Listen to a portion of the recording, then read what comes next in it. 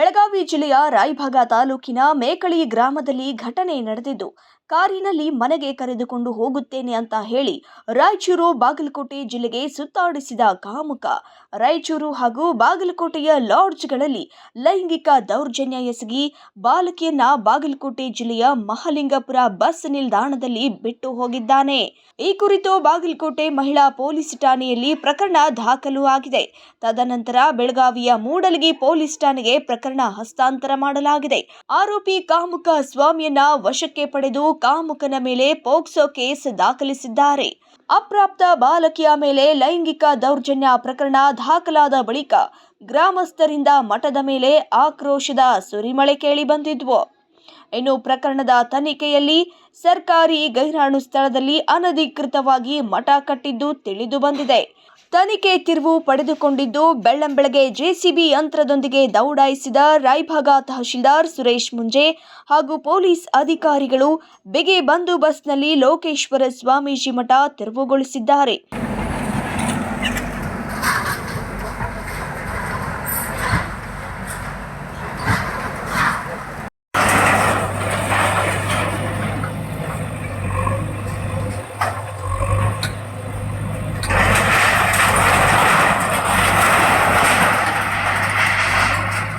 ಗ್ರಾಮದ survey number 225ರಲ್ಲಿ ಸುಮಾರು 8 ಎಕರೆ ಜಾಗೆಯಲ್ಲಿ ಅನಧಿಕೃತವಾಗಿ ಹಠಯೋಗಿ ಲೋಕೇಶ್ವರ ಸ್ವಾಮೀಜಿ ಅಂತಕ್ಕಂಥ ಡೋಗಿ ಸ್ವಾಮೀಜಿ ಕಳೆದ 7-8 ವರ್ಷಗಳಿಂದ ಇಲ್ಲಿ ನೈತಿಕ ಚಟುವಟಿಕೆ ಮಾಡಿಕೊಂಡು ನಡೆಸ್ತಾ ಇರುವುದು. ಈಗಾಗಲೇ ಈ ಸರ್ಕಾರಿ ಗೈರಾಣ ಜಾಗದಲ್ಲಿರ್ತಕ್ಕಂಥ ಮಠವನ್ನು ತೆರವುಗೊಳಿಸಲು 2 ಬಾರಿ ನೋಟಿಸ್ ನೀಡಲಾಗಿತ್ತು.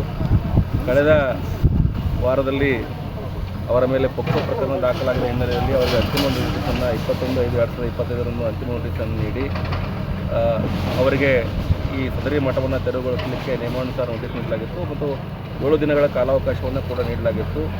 ಅವರು ಸಾಕಷ್ಟು ಕಾಲಾವಕಾಶ ಕೊಟ್ಟರೂ ಕೂಡ ಸದರಿ ಸರ್ಕಾರಿ ಜಾಗೆಯನ್ನು ಅನಧಿಕೃತವಾಗಿ ನಿರ್ಮಿಸುವ ಮಠವನ್ನು ತೆರವುಗೊಳಿಸದೇ ಇರುವುದರಿಂದ ದಿನಾಂಕ 28/5/2025 ತೆರವುಗೊಳಿಸ್ತಕ್ಕಂಥ ಆದೇಶವನ್ನು ಮಾಡಿ ನಮ್ಮ ಕಂದಾಯ ನಿರೀಕ್ಷಕರು ಮತ್ತು ಎಲ್ಲ ಕಂದಾಯ ಇಲಾಖೆ ಅಧಿಕಾರಿಗಳೊಂದಿಗೆ ನಾವು ಸೂಕ್ತ ಪೊಲೀಸ್ ಭದ್ರತೆಯೊಂದಿಗೆ ದಿನಾಂಕ 29/5/2025 ಅಂದರೆ ಇಂದು ಬೆಳಗ್ಗೆ 7 ಗಂಟೆಗೆ ಸದರಿ ತೆರವು ಕಾರ್ಯಾಚರಣೆಯನ್ನು ಪ್ರಾರಂಭ ಮಾಡಿ ಪ್ರಸ್ತುತ ಇಲ್ಲಿವರೆಗೆ ಎಲ್ಲ ಆಲ್ಮೋಸ್ಟ್ 95% ನಾವು ತೆರವು ಕಾರ್ಯಾಚರಣೆ ಮಾಡಿದ್ದೇವೆ. ಮಿಕ್ಕಿರ್ತಕ್ಕಂಥ 12 ಕಟ್ಟಡಗಳನ್ನು ಕೂಡ ಇನ್ನು ಒಂದು ಅರ್ಧ ಗಂಟೆಯಲ್ಲಿ ತೆರವುಗೊಳಿಸಿ ಸದರಿ ಜಾಗೆಯನ್ನು ಮುಕ್ತ ಮಾಡಿ ನಮ್ಮ ಕಂದಾಯ ಇಲಾಖೆಗೆ ನಾವು ಸುಪರ್ದಿಗೆ ಪಡೆದುಕೊಳ್ಳುತ್ತೇವೆ. ಮಠ ನಿರ್ಮಾಣ ಮಾಡಿ ಎಷ್ಟು ದಿನ ಆಗಿತ್ತು? ಮಠ ನಿರ್ಮಾಣ ಮಾಡಿ ನನಗಿರ್ತಕ್ಕಂಥ ಮಾಹಿತಿ ಪ್ರಕಾರ 2017ರಲ್ಲಿ ಏನೋ ಅವನು ಒಂದು ಚಿಕ್ಕ ಪತ್ರ ಶೆಡ್ಡಿಗೆ ನಾವೇನು ತೆರವುಗೊಳಿಸ್ತಾ ಇದ್ದೀವಿ ತಾವು ಇಲ್ಲಿ ನೋಡ್ತೀರಿ, ಅದನ್ನು ಅಲ್ಲಿ ಚಿಕ್ಕ ಒಂದು ಪತ್ರ ಟಿನ್ ಶೆಡ್ನಲ್ಲಿ ಪ್ರಾರಂಭ ಮಾಡಿ ಸುಮಾರು 8 ಎಕರೆ ಜಾಗ ಅತಿಕ್ರಮಣ ಮಾಡಿ ಮಠವನ್ನು ನಿರ್ಮಾಣ ಮಾಡಿಕೊಂಡು 8 ಎಕರೆ ಅತಿಕ್ರಮಣ ಮಾಡಿದ್ರು ಕೂಡ ಏನು ಅಧಿಕಾರಿಗಳು ಏನು ಮಾಡಲ್ಲ. ಈಗಾಗಲೇ ನಾವು ಅವನಿಗೆ 3 ಬಾರಿ ನೋಟಿಸನ್ನು ನೀಡಿದ್ವಿ ಮತ್ತು ಕೊನೆಯ ಬಾರಿ ಅಂತಿಮ ನೋಟಿಸನ್ನು ಇವತ್ತು ತೆರವುಗೊಳಿಸ್ತಾ ಇದ್ದೀವಿ. ಯಾವಾಗಿಂದ ಕೊಟ್ಟಿರ್ತಾರೆ?